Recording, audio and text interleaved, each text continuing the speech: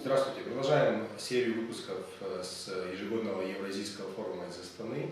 И сейчас у нас в гостях Hadzhieva, специалист по вопросам Европейского Союза, человек, который постоянно находится в сердце Европейского Союза в Брюсселе, хорошо владеет реальной ситуацией, реальной обстановкой, важной для Украины и региона. Good afternoon. Thank you. Thank you for your time. Thank you for your desire to speak with us, because for Ukrainian journalists, for Ukrainian experts, the European Union is a very important sphere. You know that we have official foreign policy, and we want to integrate with the European Union. That's why many expert journalists and political analysts try to understand the real situation in the European Union. You always in the center of all these problems. You live in the heart of the European Union, in Brussels. You have connections with different organizations. So, what are the challenges? What are the challenges for the European Union now? Yes, indeed, and also Ukraine is very important for the European Union as a neighbor and part of the European neighborhood policy, having an association agreement and a free trade deal and very close cooperation. It is one of the most important countries for the EU, and these relationships should be even closer. Yeah, there are a lot of challenges in the EU. As we call it, there's a polycrisis. Mm-hmm. So, well, migration is one of them. Right now we are facing a trade war with Trump's aluminum and steel quotas and tariffs and all these sanctions against Iran and EU companies operating there. Well, the Greek debt crisis is still waiting to find a solution. There will be a big summit in June, so hopefully we'll know more about it by then. And also, I mean, to add to this, we are also negotiating for the Brexit, which is for the first time a country is trying to leave the EU, whereas other countries are trying to join the EU. You see the dilemma. Exactly. So I was a speaker here in the Eurasian Media Forum, and I was asked what my thoughts about the European Union for the future were. But in spite of this polycrisis, I think I'm very optimistic for the future of the EU, because I think the EU is probably becoming stronger when facing these types of crises. That was the case in the history, because after the Balkan crisis there was a big enlargement.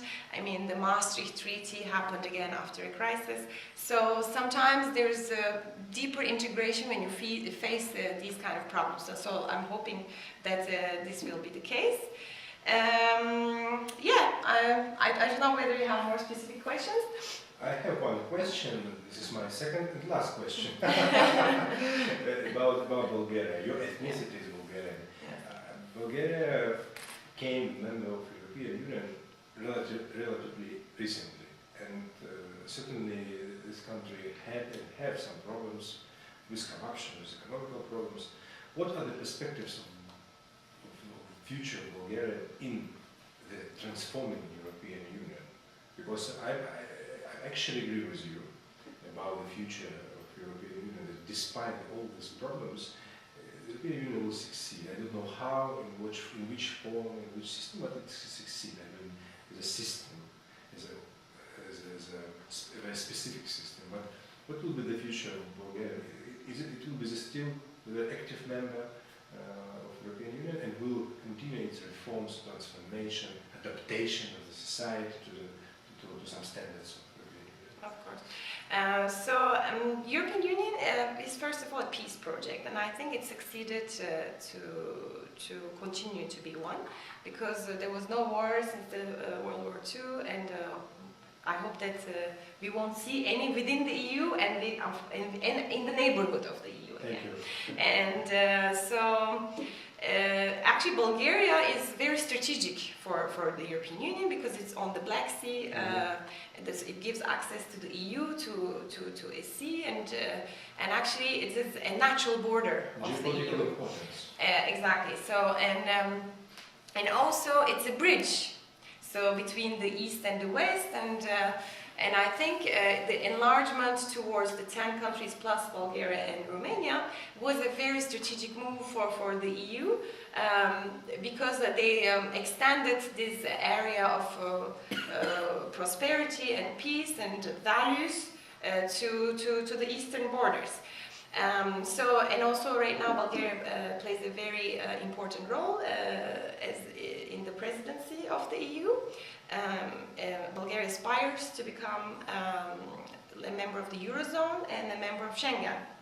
Of course, there are problems like with many countries, and I hope that the corruption and these kind of difficulties could be addressed. But it is a country of 7 million people, very well educated and very adaptable, capable, talented people. So I think that it would easily handle these and maybe be more integrated in the future.